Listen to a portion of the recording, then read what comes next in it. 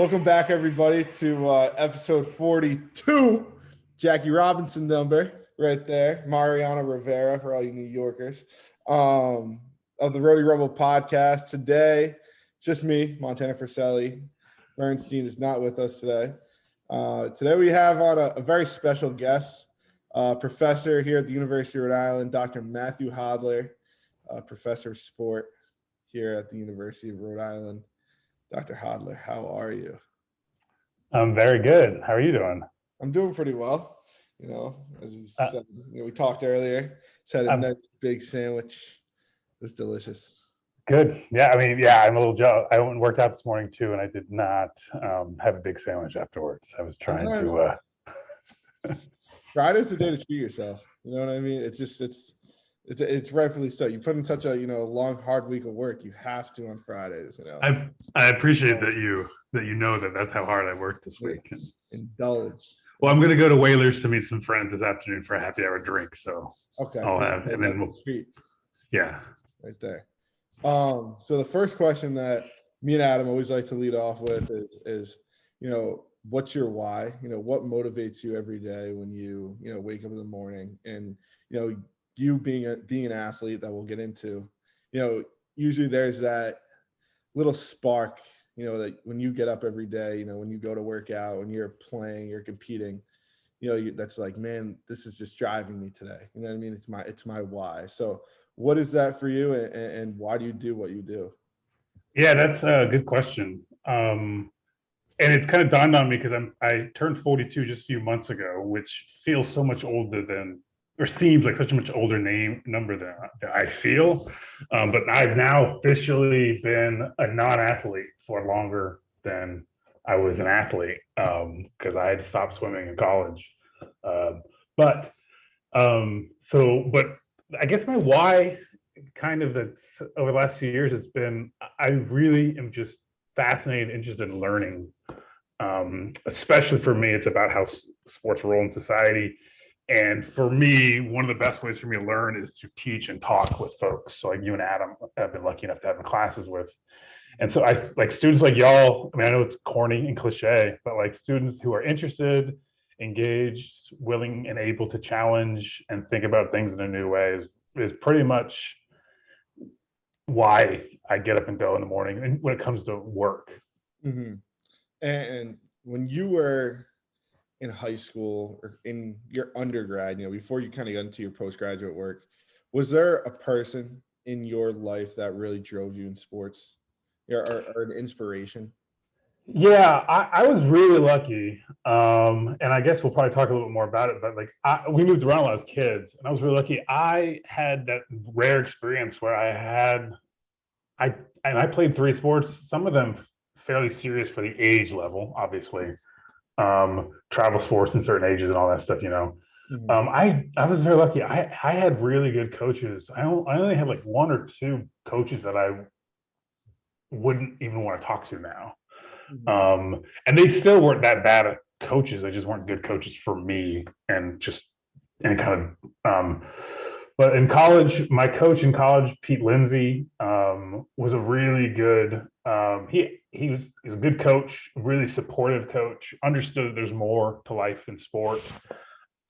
He was actually also taught was a professor or an adjunct professor. He taught a sport history class at graduate level. Mm-hmm. And I took him, and that sort of got me realizing that you could think about sport in an academic way, and other people were doing it.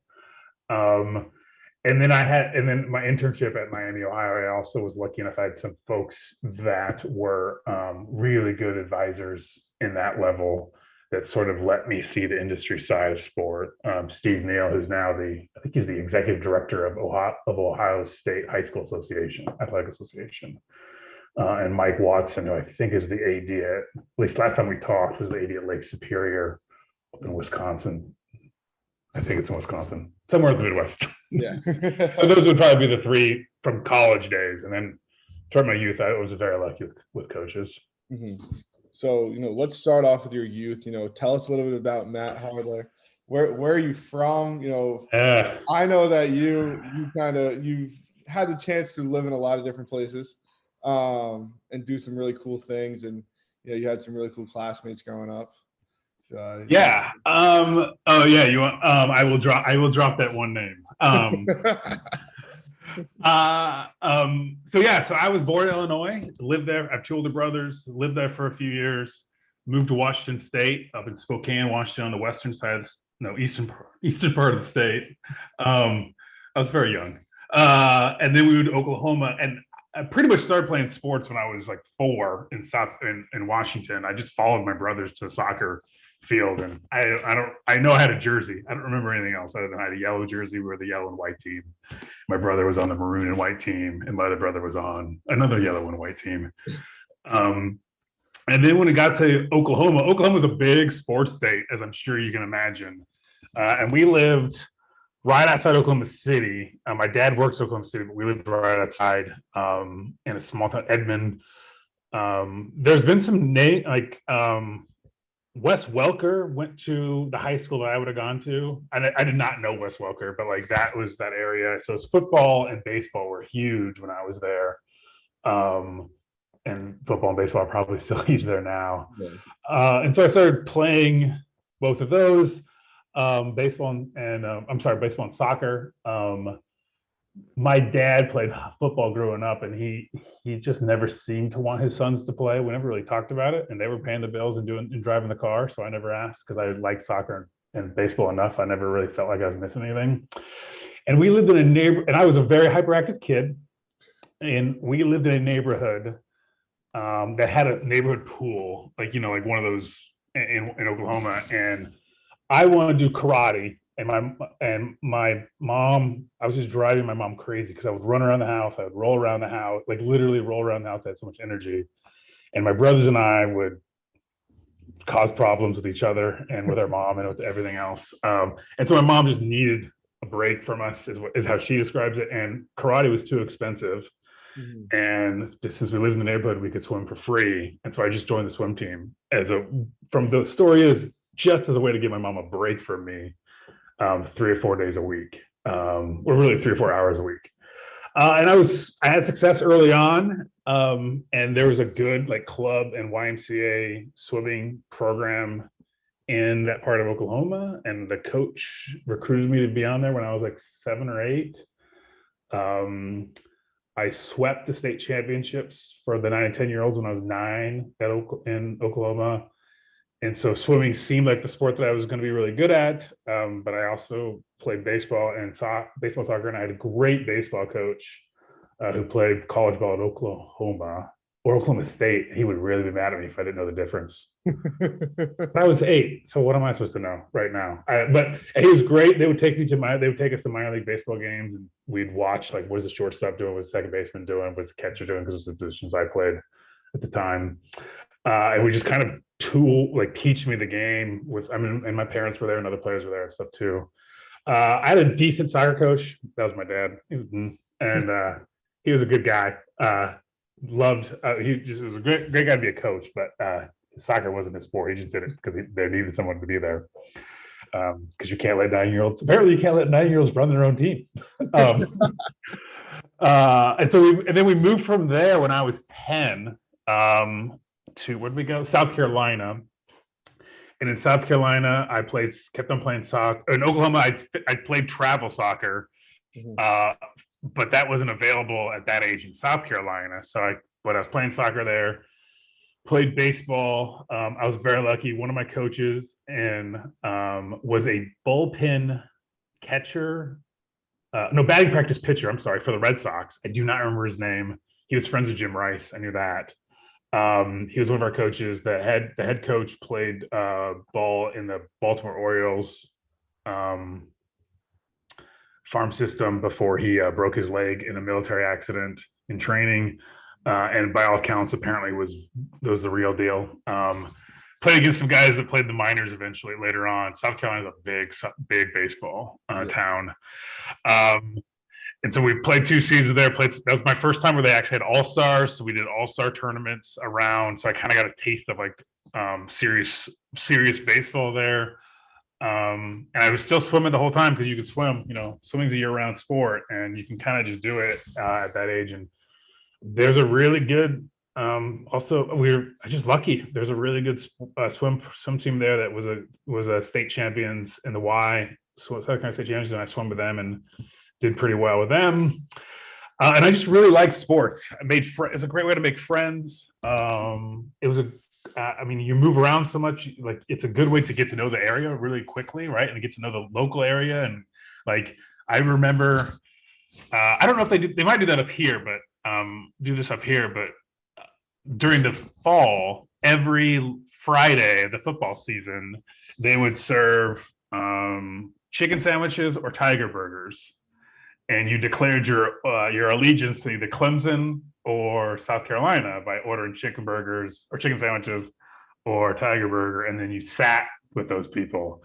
And it was a really funny sort of way to see how big of a deal sport was, even back then, and even in something as simple as the menu. And you'd get like, I was the Yankee, so nobody really gave me a hard time for not really understanding what the choice was. So what was your choice? Or I think I actually like a guy that went both sides. Yes, I was. I would go both sides, mostly because I like chicken sandwiches and burgers.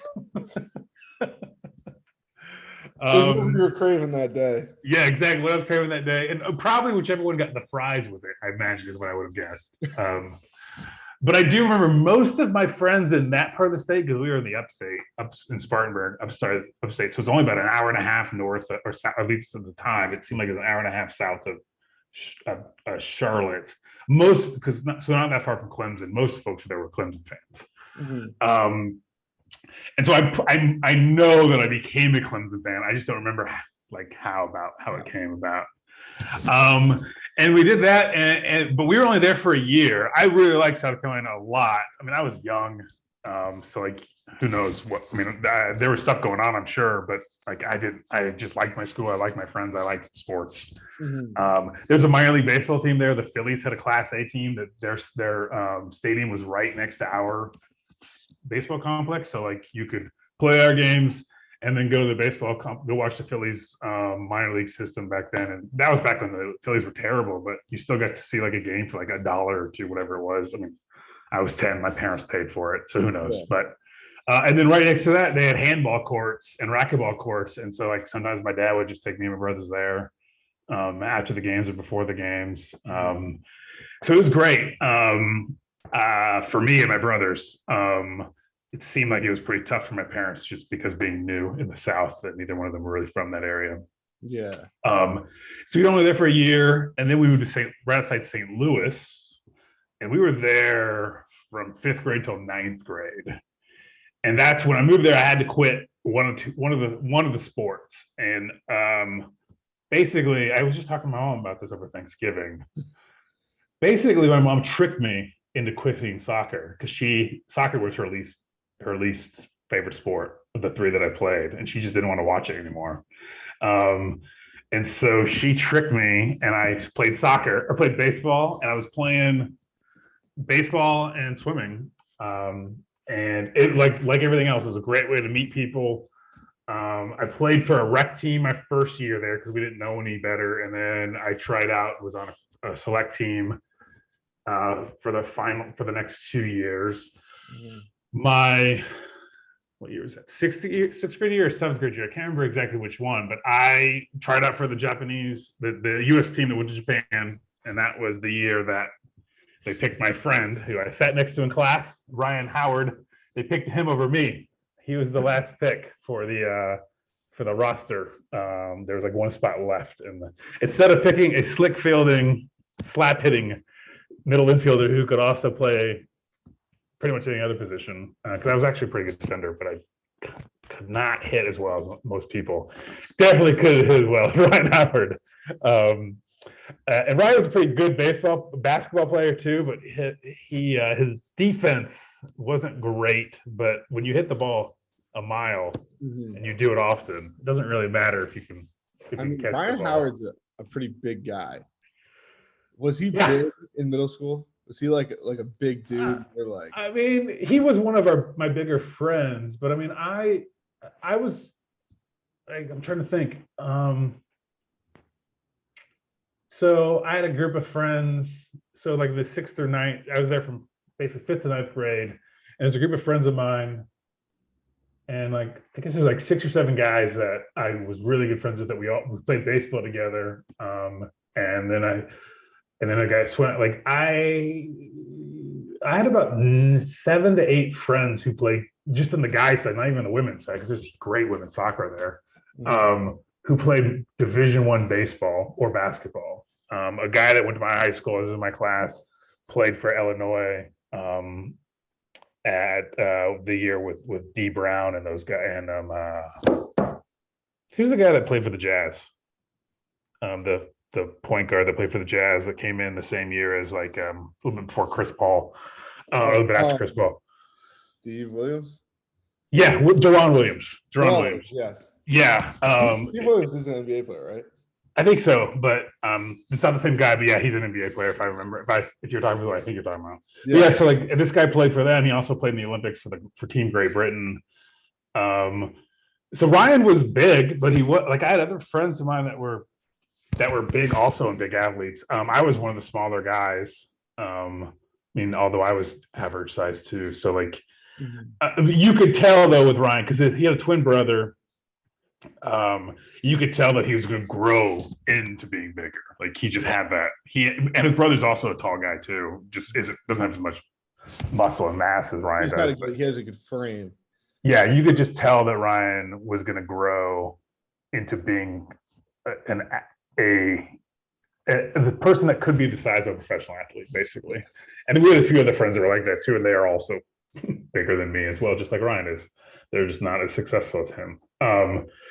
But that was like, and basically that year though, that was the one time I had a coach that I didn't really like, and he just wasn't a good coach for me. Took the sport way too seriously, to be honest. I mean, I always loved playing, and I did take it seriously to the point where I know a few times when I didn't perform as well, I would cry or yell or throw a bat or something. But I always realized that I shouldn't do that.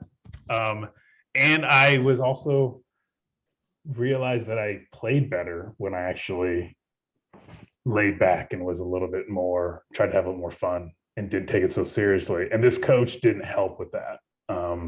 He tried to, he just wasn't a good fit for me.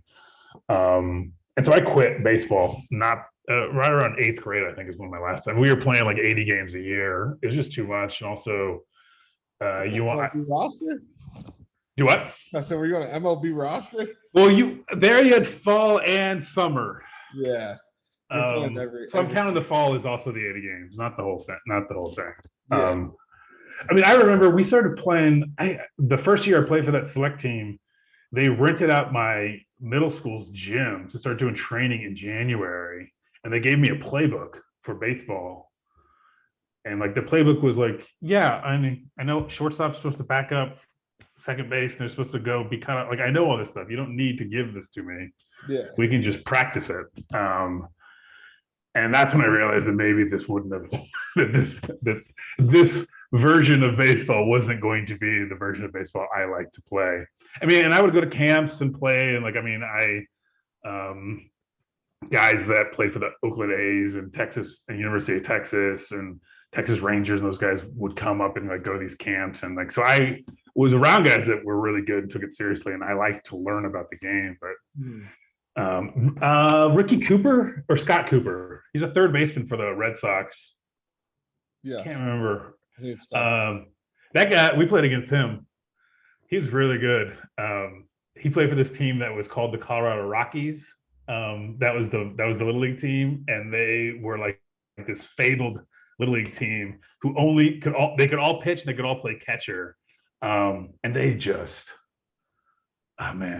destroyed us. Like, I remember one game, and we were actually not bad.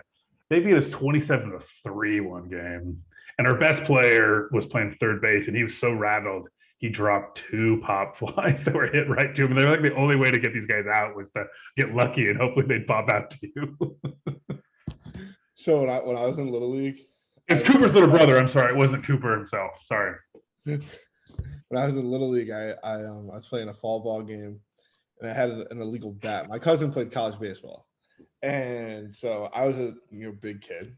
So I took his bigger bat, his illegal Little League bat, and I hit a pop fly that was probably 2 times as high as any average Little League with a Little League bat. And I just remember the pop off the bat. And this kid, I'm running, and I'm looking to the outfield thinking the ball is gone. This kid's running under it, doesn't know where it is, and he falls down, and the ball falls into his glove. That's awesome. Out. And I'm just like, are you kidding me? I'm like, I'm trying to cheat in a Little League game, and I can't even hit a home run. Well, it's a good lesson. Cheaters never win. Exactly. That's great. Well, I mean, yeah, I'm sure that there was that going on too, because people did take it very seriously. After that, let's see and then we moved to Georgia. And when I moved to Georgia, I just didn't want to deal with baseball there. I was starting to like swimming a lot. I'd already had one injury, but I was starting to like swimming. But I got the injury. I blew out my shoulder, or hurt my shoulder since I blew it out first. But that was from baseball, I thought. So switched over to swimming, and I just focused on swimming down to Georgia. And I had some pretty good success there too. I was in Macon, Georgia. I don't know if you know anything about Georgia, but it was isn't that near Mercer? Mercer is in Macon. Yeah. But we were right down. I went to high school right down the street from Mercer. It is about 50, 60 miles. The joke is it's 60 miles south of Atlanta and 20 years behind. So it was, I mean, I really liked my time there. It is not a perfect part of the country in many ways. But I really liked my time there. I had a great group of friends. It was nice to be sort of like a bigger fish in a small pond for swimming, to not use too bad of a pun. But as a small team, so like the coaches were able to focus on me and a few other players, or a few other swimmers that were taking it seriously. But we had some really fast swimmers swim there before, a few past Olympians in that area. So like there were some like good records and things like that to chase and all that stuff. And then from there, I got recruited to swim at a few places. Went on some recruiting trips. And then I settled on Miami, Ohio. You what? The ones that the official ones, actually I only went on 3 official recruiting trips. I wanted to see the Grand Canyon. So I accepted a trip to Northern Arizona University because I heard Flagstaff was awesome and I wanted to see the Grand Canyon. So we went there, and then my cousin came up from Phoenix and took me to the Grand Canyon. Flagstaff was awesome. The coach was a jerk. And the team was cut the next year. But Flagstaff was a great place, and the school was pretty cool too. They set me up with they're the only school that had me meet, because I was going to get an academic scholarship there too. And so I don't know what I did, but they thought I wanted to major in psychology. So I met a psychology professor, and I had no idea how to talk to a professor. And so that was a weird conversation, but it's beautiful country out there. The recruiting trip was the only recruiting trip where everything was basically outside. Like we were doing camping and hiking and inner tubing and all that stuff. And then Emory University, which was at the time is a really good school in Atlanta. It was a Division III school, but at the time it was, I think they've actually won national championship in swimming since then. And they were up and coming. And then Miami, and then I went on an unofficial trip to Notre Dame. Liked parts of it, but knew it wasn't a good fit for me. Yeah. Those are the only 4 I went on. I was going to go on another one. I can't remember even where to, but either they canceled on me or I canceled on them because I already knew I wanted to go to Miami.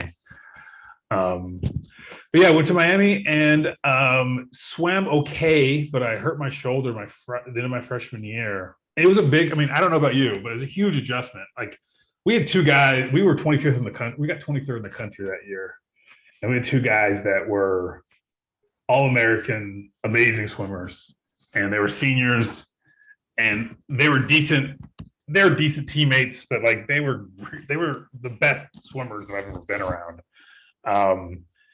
And it was eye-opening to be around folks that because I never really took swimming that seriously. I was good at it and I worked hard, but I didn't really think about it outside the pool. No. And I didn't lift weights before I went to college. I never really did like any other workouts before I went to college other than just swimming. I rarely even stretched. So I was kind of like a naive athlete kid who worked hard when he was there, but didn't really work as hard as he probably could have. Yeah. And then I got there, and there's all these, like, I had friends that were the teammates that were literally mythic national champions in high school, and knew all these stats and knew all this stuff, and were just big swimming nerds. And I mean that in a positive way, but like, I was completely a fish out of water. Well, shit, that's bad pun too. Fish out of water. But it was a really good learning experience for me just to see. I was just trying to explain this to somebody the other day. Like, I was a really good swimmer, especially when you look at like the whole world of swimming, because the United States is the best swimming country. Mm-hmm. And the difference between me and as like an honorable mention high school American and these folks, like we were all the way up here in the grand scheme of things, and technically it'd be like this if you would look at percentiles. But like the gap between me and them was just so big. And these guys weren't even going to go to the Olympics, and they were still like their doors were getting blown off by Olympians, and they were just killing me in practice. And so that top percentile of swimmers, it's incredible. And it was a really good lesson to learn and reminder. And also, sometimes I don't know if this is a good lesson for me to tell you, but like sometimes you realize you don't want to achieve a goal, so you don't need to work hard because you don't want to do it, and you have to repurpose and go do something else, right? Like it's a good way to learn about what you do want to do and what you don't want to do. But I blew up my shoulder so bad I couldn't cut steak. Mm-hmm. I remember my mom was so happy to have me home over spring break because they hadn't seen me in a while, and one of my favorite meals was like New York strip or whatever it is. A steak at the time, and she made it for me, and I literally couldn't cut it because my shoulder hurt so bad. So we went up to Atlanta. Had a bunch of really good medical doctors. We went up there and did some rehab, and I just didn't want to do the work to get back into it. It didn't seem worth it to me. I did not want to have surgery because back then shoulder surgeries were a little iffy. Am I going to be able to hold my hand over my head ever again if I do surgery? If you do rehab, you're definitely going to do that, but you're not going to be able to swim again. So I tried to do rehab to swim, but I was telling one of your classmates about this earlier this week too, or one of your former classmates, I should say. And I was sitting there on the pool deck getting STEM. Maybe I was telling you this yesterday. You were telling me this. Yeah. Jesus. Sorry. My mind. Whew. But yeah, I remember I was sitting on the pool deck getting STEM, and my buddies came up behind me, and one would talk to me, would be telling me jokes to distract me. The other one would ramp it up to see what my arm would do once they electrocuted it, basically. And I didn't care. I didn't care that I was messing up my rehab. I didn't care. It was funny in a way. Mm-hmm. I didn't take my rehab seriously because I realized that I didn't care enough, and I'm not proud of that, but that's just how I felt at the time. And I wanted to work in sports. I thought I wanted to work in sports and like the administration side. So Pete, the coach, called me in and basically was like, "You don't want to swim." He's like, "I'm going to cut you. You don't want to swim. You're not going to be. You can't travel this year anyways because of your shoulder. This is the beginning of my sophomore year, beginning of the season, but middle of the sophomore, like first semester." He's like, "You don't want to swim. You don't want to train it. You just don't worry about it." Mm-hmm. So he cut me. And then like the next day he sent me an email or a letter or whatever and said, "Go talk to this guy and you can go work for the athletic department." Before you continue on, now, 22 years later, sorry to make you feel old. That's all right. You guys always make me feel old. Do you feel any sort of regret in a way of not continuing to, try to rehab it, or is there any part of you that, wishes that maybe you did it, or are you, kind of content with it because maybe, how your life kind of has turned out now might not have turned out that way? Yeah, I mean, that's a good question. I mean, one, I think it can be unhealthy for me and others maybe, but definitely for me, to indulge too much in like that nostalgia, and to like think too much about what ifs. Yeah.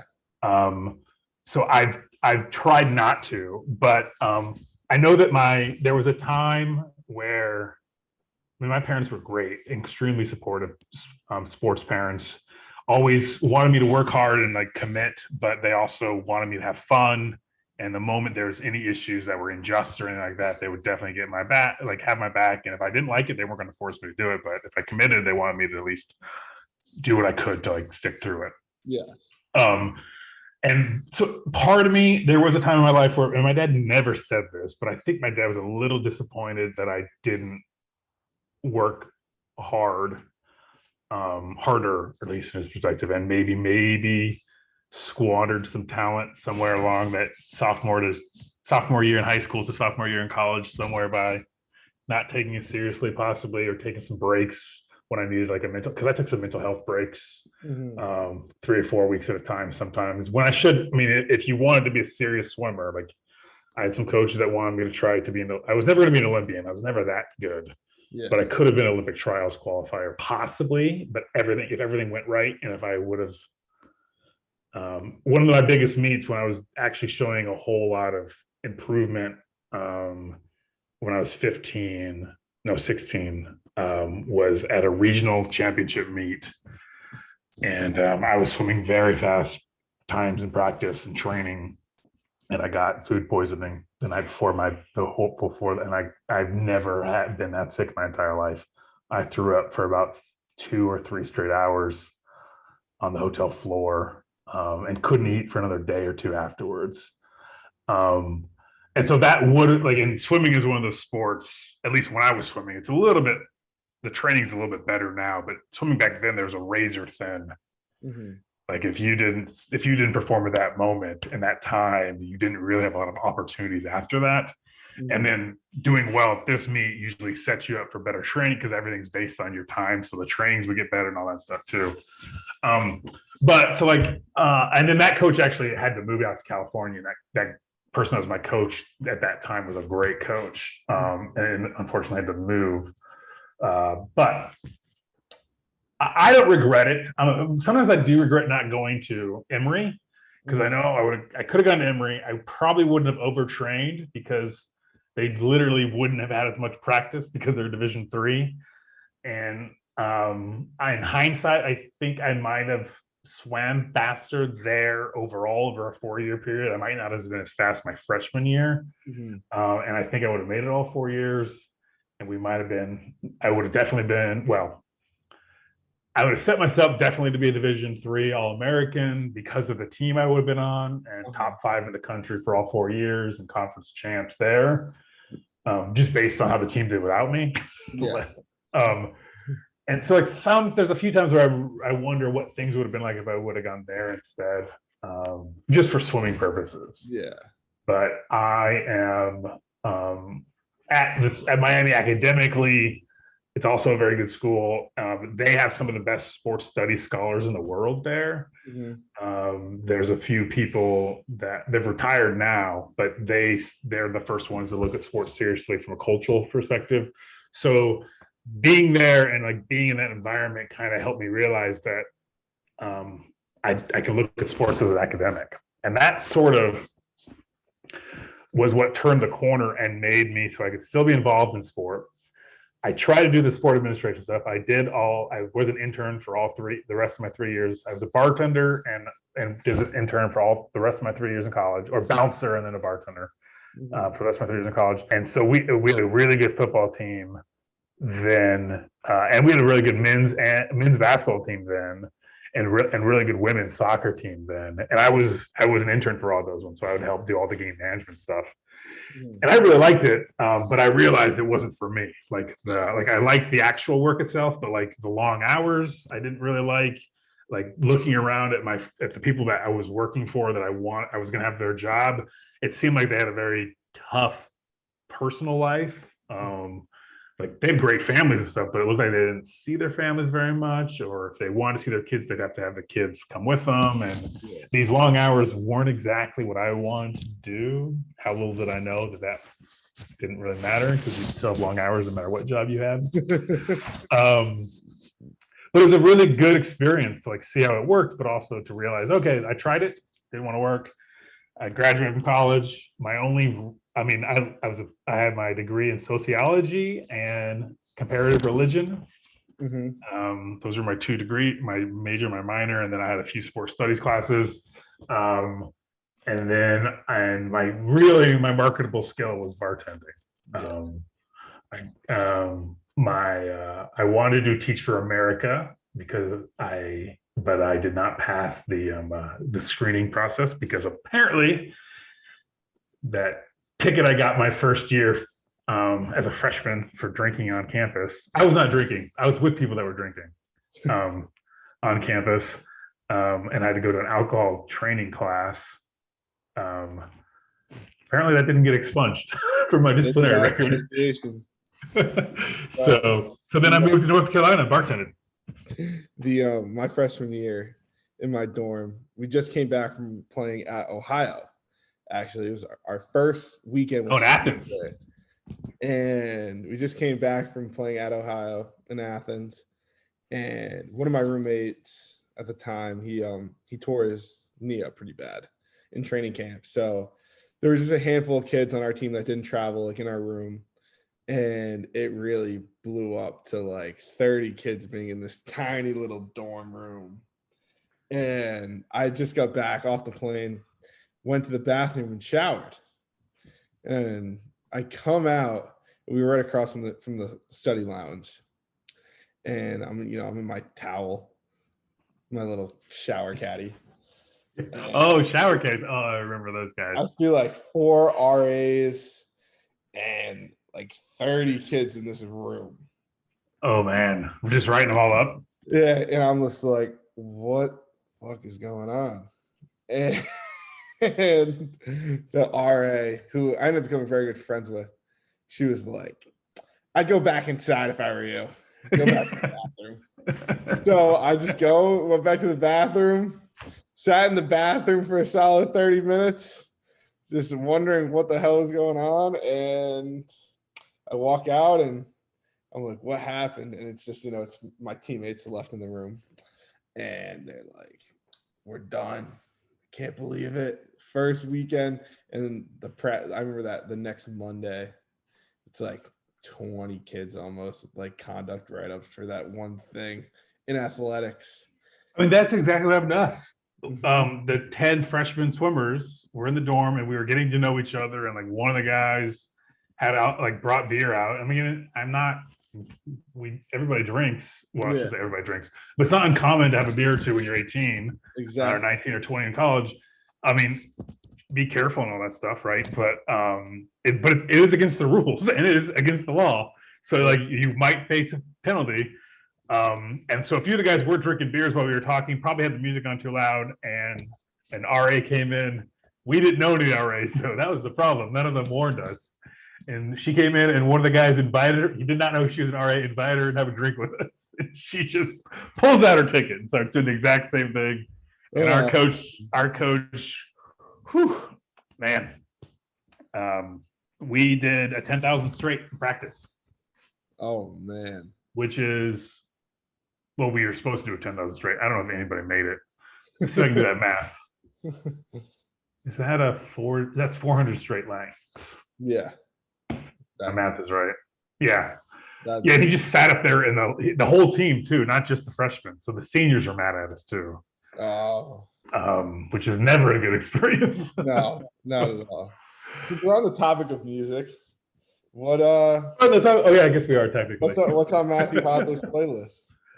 Well, I listen to mostly podcasts nowadays, but music, I love the Grateful Dead. I like to listen to them when I'm writing. I've also, I basically listen to music now to write. So I'm listening to Grateful Dead a lot. I like their live albums.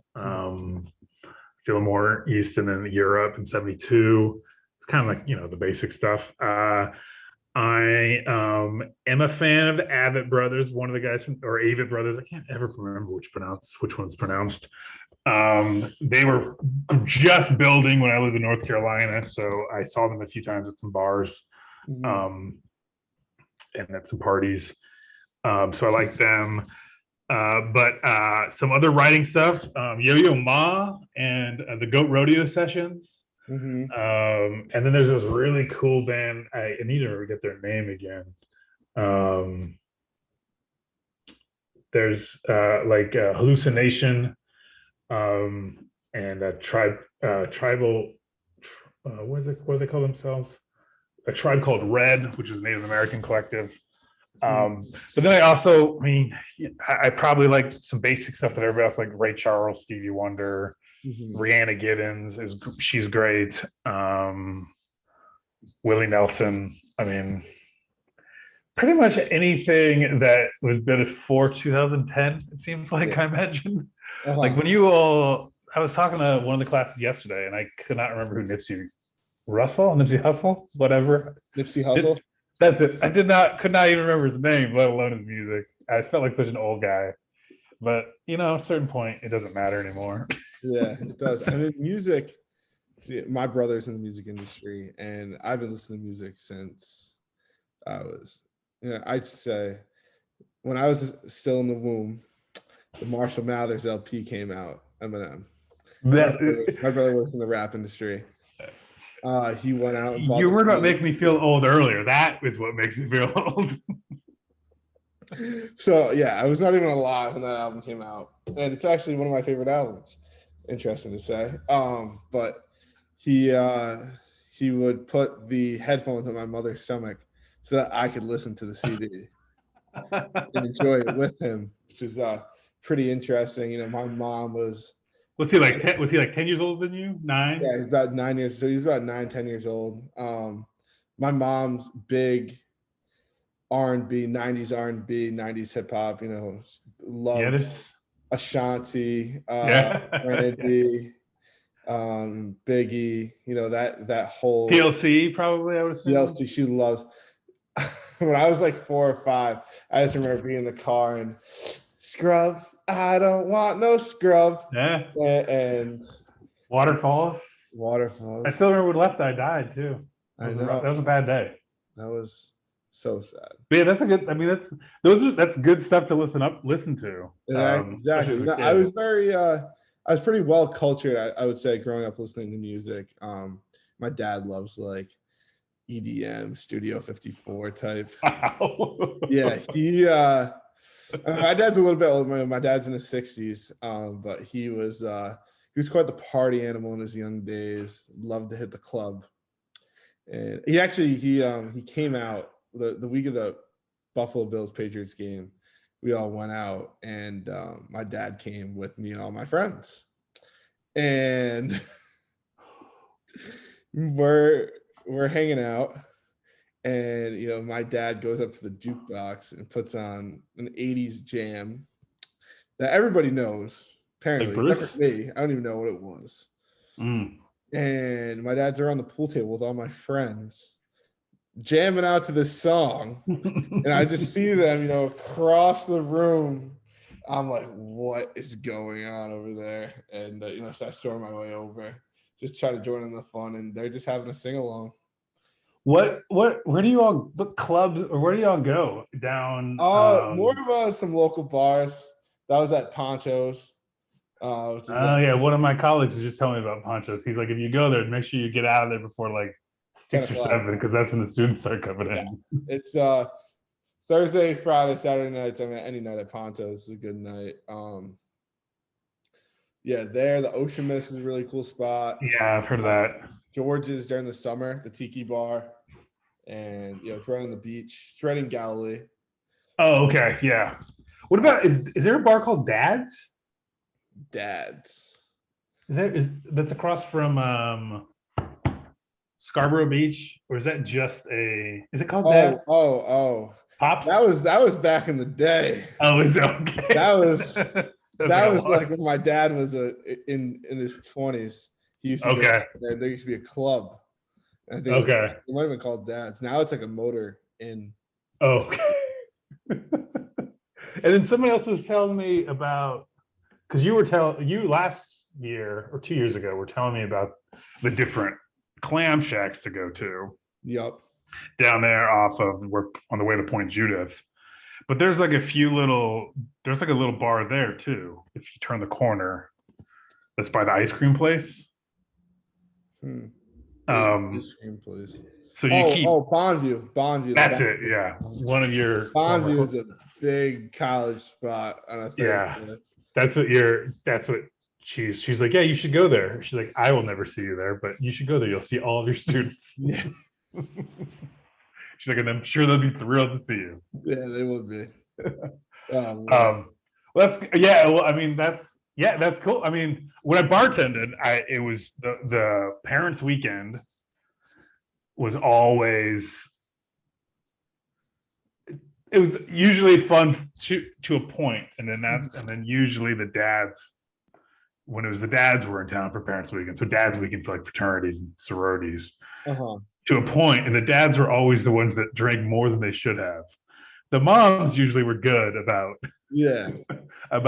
getting a nice buzz and then going home, and everybody had a good time. But the dads sometimes would drink a little bit more, and they could forget that they weren't 21 anymore or 22 anymore, and try to relive those glory days. And did you bartend in multiple places? Yeah, well, in college, I worked at this bar that was a live music and sport. It was a sports bar and live music bar, and it had three. It had a stage downstairs, a dance kind of club upstairs, and then it had a beer garden out back. And so I worked there as a bouncer for 2 years, and then a bartender for the last year. And then when I moved to North Carolina, I worked at a pizza place. Like it was kind of an upscale, like wood-fired pizza place that had 25 taps of like beers, and there was a really big microbrew scene in North Carolina there. And then I worked in like other places, like I would bartend like at parties and clubs every once in a while as a way to like make extra money, but I didn't have to do that too much because it was kind of a cool scene. And then one of my buddies was a brewmaster, and I would help out at their little brewery to like help them like haul stuff up and do the bare minimum, like the unskilled part of brewing, as a way to do that one. And then I bartended a few other places off and on. It's a really good skill to have, because I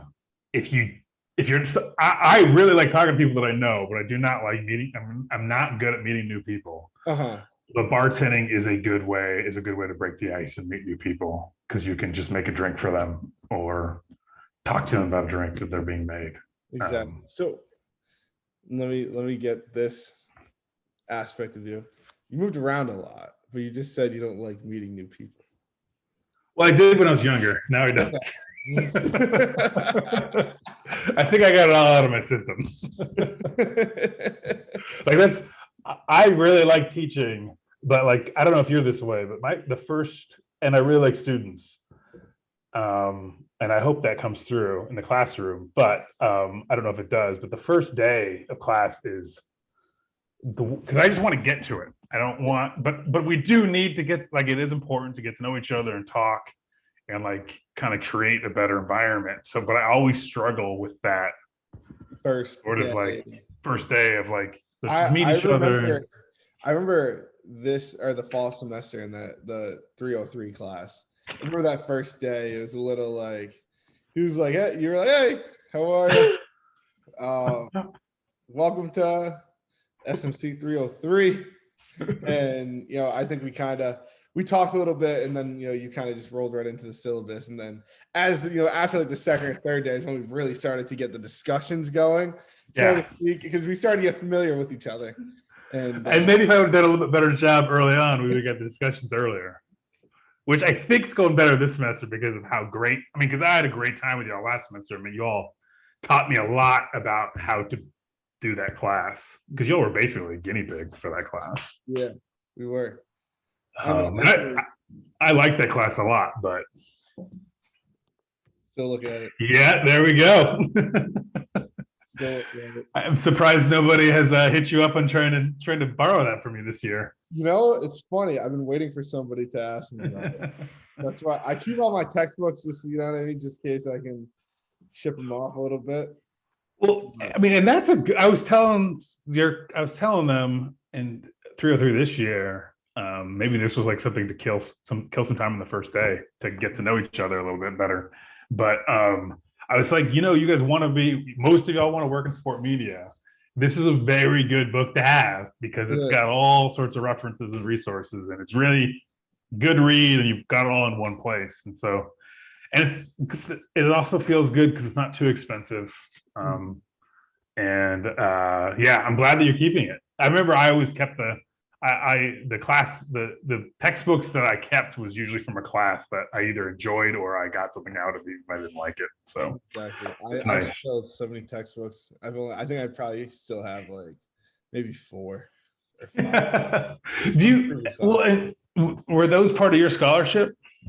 No. So my books are not covered in my scholarship, which is pretty interesting. That's weird because they're usually covered. Yeah, it depends. On all honesty, it depends. I think on the kid. What the fine basis of the scholarship is, so to speak. Yeah. And I don't have that covered in mine, which is kind of interesting. Considering I don't live on campus, so you know what I mean. I don't need to pay for that housing side of it, so to speak. So I'm surprised that that's not added in, but that's interesting. They're not as bad as they once were. I feel like the classes aren't as textbook heavy as they once were. No, I think I honestly I've been in meetings before where presidents, but like dean levels of the universities, not URI, other schools, where they've said, you guys need to cut costs for students, and we're like, well, sure, we can not require a book, but if we need a book for the class, we're going to require a book. But maybe you guys could cut tuition and fees, because that might be a better way. Or for y'all, like, we're not in charge of tuition fees, and tuition is much more expensive than a book. So let's continue on. And so you you decide to apply to grad school, and you go to UNC Greensboro. How many years after? Because I know you said you took a little break. Yeah. So I went down to North Carolina because basically I wanted to move out of the Midwest. I mean, I just wanted to go back to the South, basically, but I did not want to go back down to Georgia, although I had opportunities, could have gone down there if I wanted to. And my best friend from high school was going to Duke. She was transferring to Duke Law School from a school out west. And then I had another good friend who had moved to North Carolina, to the Triangle, the year before. He had graduated 2 years before me, and he'd moved out there. And was working at a brewery. And then another one of my good friends had got a teaching job out there. And so I had like 3 friends there. And I was like, all right, I can, and it's not too far from some other like family and friends either, but it's far enough away from other folks that I'm gonna be forced to kind of make my own way, but I also will have a safety net there, So I moved down to Durham, Chapel Hill. I was basically in Durham, but on the Chapel Hill border. Got a bartending job within a week, and loved it. And to the point, and I might have told you this, but to the point where I had a business plan set up to open up my own bar. And one of the things while I was there, though, I did learn that I really liked the university environment. And it was always my plan to go back to school, and I was originally going to go get my master's or my PhD, and so my master's and then my PhD in sociology, because there's 3 UNC, NC State, and Duke at the time had really good sociology programs too. And I was like, well, I'll just go there, get in state, get the lay of the land, learn a little bit more about the programs, and then I'll apply. So I did that. I took a year off. I was like, I'm going to wait till my second year to apply to these programs because I just really need a break from school. I was really liking bartending. I was making pretty good money, making some good friends and all that. And I applied the next year, but one of my letter writers forgot to write a letter of rec. So I didn't get into any of those programs. And luckily, UNC Greensboro also had a good sociology program. It was only a master's program. I was able to contact someone else really quickly and get them to write me a letter in time because their deadline was after the other ones. Um, my business plan for my bar basically fell through because my business partner got a job and liked his job, and then the other one, she wasn't going to do it without all three of us. Mm-hmm. And it was a good plan, but it needed some more development. But I think it would have been successful. I don't know if I would have been happy, but it would have been a successful bar. Mm-hmm. So that would have been 3 years. I deferred my graduate program for UNC Greensboro. I deferred it for a year because I thought I wanted to go be a high school teacher. Mm-hmm. I did some prereqs at a community college for this high school teaching specific certificate through UNC Chapel Hill. Took those classes. I was like, nope, I don't want to do this. I went to UNC Greensboro for master's in sociology. My job while I was there was advising. So I was an undergraduate advisor while I was at UNC Greensboro. And my master's thesis, I'm still fascinated with how nationalism operates through sport. Mm-hmm. And so I interviewed Olympic athletes Olympic swimmers about nationalism. And so that was my master's thesis. And I found that I really liked academia, and I wanted to try to make it work. And it's not an easy industry to get into. Mm-hmm. But luckily, I met a great professor at UNC Greensboro who did the kind of work that I liked. I don't think I've ever assigned anything for a work to y'all, but Kathy Jameson, she does really cool stuff on Chicana and Latin American women athletes, particularly like softball, is one of the things that she focuses on, and like identity and race and gender, obviously. And luckily, I just took a class with her, and she knew the people at Iowa, which at the time was one of only like 4 places in the world that were doing the critical studies of sport that I was doing. And she was on my committee for my master's thesis, liked the work I was doing, wrote me a really nice letter of recommendation. I had a good GRE score, and I went to Iowa. Yep. Iowa, where you got your PhD. So what is your PhD in? It's technically it's in health and sports studies, which is cultural studies of sport. Mm-hmm. And cultural studies is a academic discipline that's in communication studies, but it's also it's like interdisciplinary, also sociology and history. And essentially, I mean, this is like first second day from class, but culture is the stuff of life.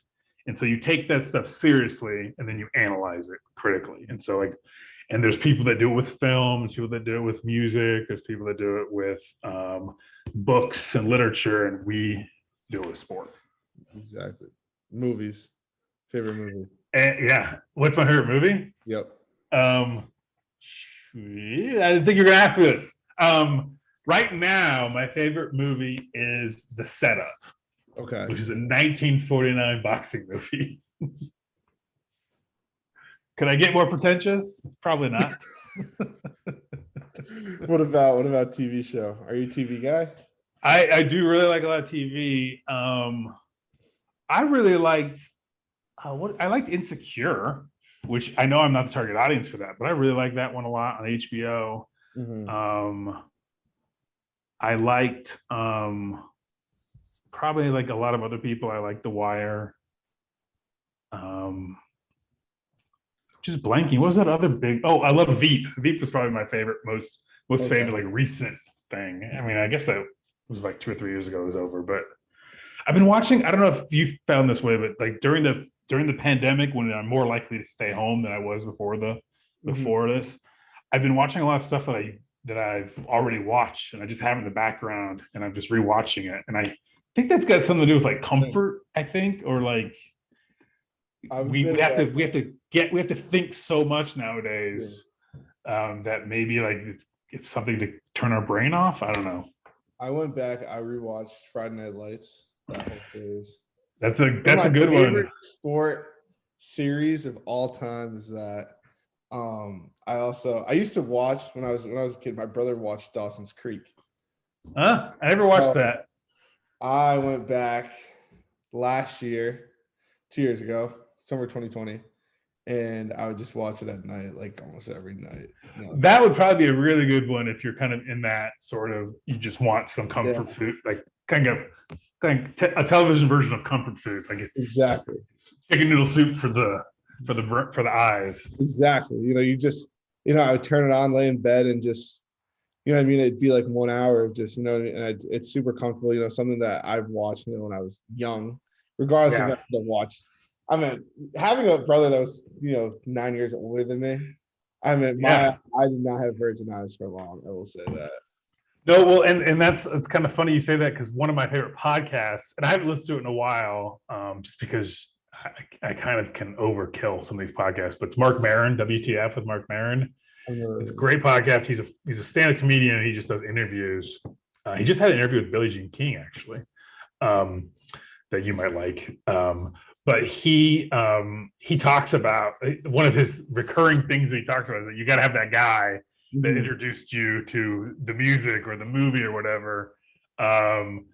And I would imagine having a brother that's 9 years older, that's like almost the perfect age for you to be introduced to, just slightly inappropriate, but not too inappropriate, because he's old enough also to know better. He's not going to be doing completely terrible stuff. My brother knew better. He did not give two shits about me. It was whatever they wanted to do, and I was just there. Happy to be invited. They trick me at night. They used to tell me that if I stayed up too late, my eyes would fall out of my head. And so I used to go crazy, stir crazy over that, and that got me to bed really quick. Yeah, I would imagine. That's a mean thing to tell to a little kid, because they'll believe that stuff. Or they'll try to test it out. Yeah, exactly. Like, it was just that. I was very, very big into wrestling too. I love like WCW or W. Yeah, What's it called? WCW, WWE, WWF, like all of that. Yeah, like that was something I know. Like that was kind of your college era. That so in my basement we have all these VHS tapes. Yep, we have all these VHS tapes of wrestling, and that was actually like my true first experience in sports. And even though it's sports entertainment, but thing interesting. I just kind of thought about this right now is, I remember being, 3, 4 years old, and we have all these, wrestling figures at my house. Oh, like the little figurines, like little dolls? Yeah. Figurines, and we had the rings and the big entrances, and my brother was obsessed with it. My brother was obsessed with wrestling growing up, and it really was brought on me. And, still to this day, me and my brother watch wrestling documentaries. Have you seen the Andre the Giant one on HBO? Yes. Yeah. That's so good. That was a really good one. I mean, those are, some people don't think of them as athletes, because they're on a different, it's an entertainment style, sport, so to speak, even though regular sports, but it's more of a scripted, almost like a play in a way, but it's still very real. And I mean, sorry, go ahead. I just think about that now as that was my real first true dose of sports, extremely masculine, way of, whether it was men or women in that standpoint, it was all about, muscles and, gender, gender nationalism all over the place. Yes, 100%. It was all, there was a lot of sexism. It was a way, it was a TV show in that way. But then on the sports side of it, you saw, these freak of athletes, well, yeah, I mean, they're like gymnasts, but like twice the size. I mean, they're not doing the exact, I mean, they're doing similar stuff, obviously not the same stuff, but like, I'm like jumping off the top rope, doing a flip and hitting each other, and then catching each other, but making it look like they're not catching them. It is actually, it's really interesting. I think we talked about this in class in 303, and I think I would talk kind of like dancers, like they're athletic or their athletic bodies, or maybe athletes, but what they're doing isn't a sport, arguably. Although I would think that we'd want to categorize them in the broader idea of sport because it's a physical cultural activity. Exactly, but that is what a sport is. I'd say in maybe the society's eyes, it's not.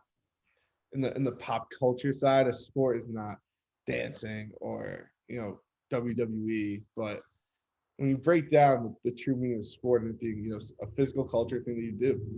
And well, some people would argue that you'd also have to add competition to it, yeah, which is where I think they would say wrestling, at least the wrestling we're talking about, and dancing might not meet those definitions. Although we know there's a whole lot of competition for those roles. There's a whole lot of competition to be able to be the prima ballerina. So we know that the competition's there. It's just not competition the same way as it is in football, like for your sport. 100%. But yeah, that's cool. Yeah, there's a lot of really cool academic work on wrestling, and actually, I mean, that's I know that we want to keep it light and we don't want to talk too much about politics, but that was one of the ways that President Trump became very popular. Was his role with WWE was popular again with younger people. Exactly. And so it is important to think about the cultural importance, and you see guys like The Rock and John Cena, and interestingly enough, not as many women have crossed over from wrestling. But I was just thinking about the other day, Ronda Rousey was an amazing athlete, Olympic medalist, and then a great UFC fighter, and now she's a wrestler, and she does some acting every once in a while. And so it's fascinating to see the other way go. Yeah. As well. That Brock Lesnar, another great athlete. Yeah. And Kurt Angle. There's so many. I mean, Brock Lesnar played in the NFL. Oh yeah, that's right. He did play in the NFL. I'm at The Rock played in Miami. He was on that team with Russell Merrill and all those guys, I think. It's amazing, when you think when you think about it on the base surface, it's there's so many just guys that are just, guys and girls that are just amazing athletes that, maybe didn't make it in their sport, so to speak, or maybe they did and they, that kind of got old and they wanted a new venture. Well, I can't remember I don't know which name he wrestled under now, but I think it's Big E. Is it Big E? Yeah, the Big E. He was at Iowa. He played football at Iowa. Really? And he was a master's student in the program I was. He was there a few years before me. I didn't never met him, but I heard he's a really nice guy. Mm-hmm. And he got his master's and left to go do wrestling, apparently, or maybe it was about reading his master's but left. And so that was what got me. And I don't know. I do not watch wrestling. I liked it when I was a kid, but I don't really watch it. But that kind of got me back into it because some of my friends that were there were still friends with him. We would email him every once in a while and give him a call. But so apparently he's a lot of fun to watch too. Yeah. So one of the physical therapists in the URI athletic training office, when he was doing his fellowship, I believe it is, or assistantship in Florida, he was rehabbing the Big E. Oh, really? Yeah, because his knees were the problem in Iowa. I don't know if it still is. Yeah, so he was having knee issues, and he was down in Florida, and that would end up being his patient. And I learned this because Mark Murphy, who is one of our PTs here at URI, he's from Narragansett, and he played defensive end at URI. And for my birthday, when I was a senior in high school, me, my brother, and my cousin went to go see SmackDown at the Dunkin' Donuts Center. And who's sitting in the same row as us? Mark Murphy. And I'm like, hey, what are you doing here? He's like, I was a physical therapist for the Big E. And I was like, wow. What? So it was pretty cool. Interesting. It was really cool to see. So, sports can bring you a lot of different directions, I think. And I, as an athlete right now, and in this current day and age, especially, I say, in the era of social media and computers. Yeah. A lot can happen, a lot of things. A lot of opportunities can come up from it. I think that's fascinating. It sometimes feels like, I remember being in one of my teammates, I don't want to say friends, but one of my teammates' dorm room while we were building our own website for Miami men's swimming because nobody else would do it. Mm-hmm. And he knew how to do it, so he was building it, and we were filling out all the information for it. That's how early it was. Mm-hmm. And now everything is so basically structured and organized and standardized, which is fine, and it's useful and easy. Yeah. But then on top of that, y'all have your Twitter, your Instagram, and all that stuff, and there's rules to navigate depending on which school you go to, depending on which team you're on at which school, and you are, even if you don't want to be well known in your school or out of your school, it's very hard not to be well known, or at least looked at or monitored or policed or surveilled. Like I was a pretty boring typical college student in terms of like what I did for fun, right? Like there wasn't really anything that interesting or that exciting, but it was pretty basic. I could not imagine living a life where there's cameras everywhere that might, and thinking about it, not necessarily being worried about it, but just knowing that it's there, like cameras that go up and like pictures that can be shared, even if somebody does it on accident, like sharing you do something, like let alone people doing it on purpose.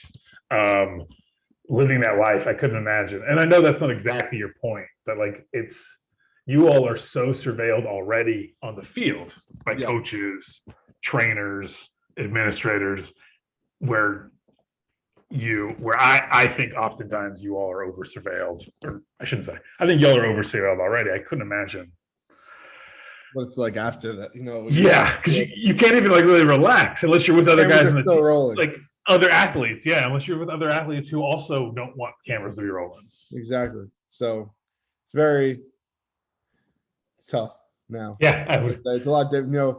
My mom always put it, you know what I mean? She was always just like, nobody knew what we did.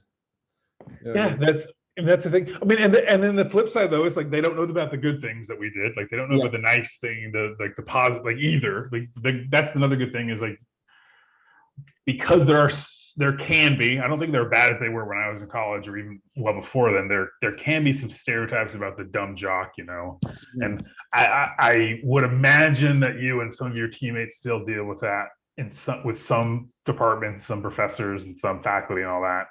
But I imagine it's not as rough as it used to be, at least from hearing from, if I remember what some of my other friends and other teams would used to say about like, they would have professors that literally wouldn't let them redo their work. And that was actually more common than uncommon. Or if they were going to miss class for a game, it doesn't matter. Even though that was against school policy technically. Yeah. But like one of the nice things about social media is that you can kind of, it's a small comfort and it's not going to solve the problem, but at least it's a place for guys like you and other folks on the team, on the football team, but also other sports that do some really cool, like point out we're not just these athletes. And so you can kind of push back a little bit those stereotypes, which I think is nice to have the opportunity. I don't know if it makes up for the fact that people are always watching you. Yeah. It's definitely, it's tough. Being a kid in this new age of technology. You all could just turn off your phones and just do your readings, just do your schoolwork all the time and just do that. That's one way to solve it. There's a lot of different theories out there. There's a lot of them. There are a lot. But we're running out of time. But did we get to everything? Yeah. We'll have you on for a part 2 because there is more we want to talk about for sure. Okay. Well, I've enjoyed it. We hit the younger Matt Hodler. We definitely have to come back. We'll have you back on in a couple months. Well, if people want to listen, if not, don't. Let's not force it. Let's not force this on them. Matt Hodler. Yeah. Well, I enjoyed talking to you. Of course. It's kind of just like office hours.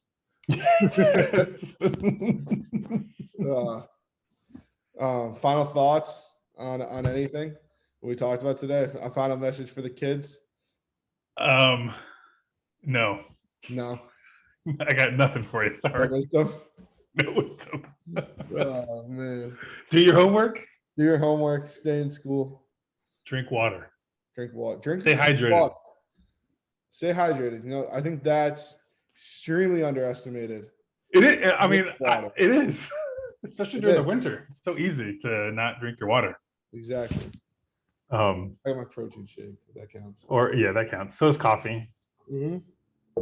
Drink your coffee. Yeah, I'm not that kind of doctor, so take all that advice. The greatest salt. The greatest salt. Wrong doctor. Yeah, wrong doctor. Yeah. I can talk to you about sports history and sociology, but other than that, you're on your own. Well, episode 42. Matt Hodler, Dr. Matthew Hodler. There you go. And we'll see you next time on the Rumble. Press I want for sure, you gon' need 3 promoters. I got the body from Jim Ellis, but I had switched the motor. I got these badass bitch running around this bitch named all the coders. I just told her make a story. I just bought all the Trojans.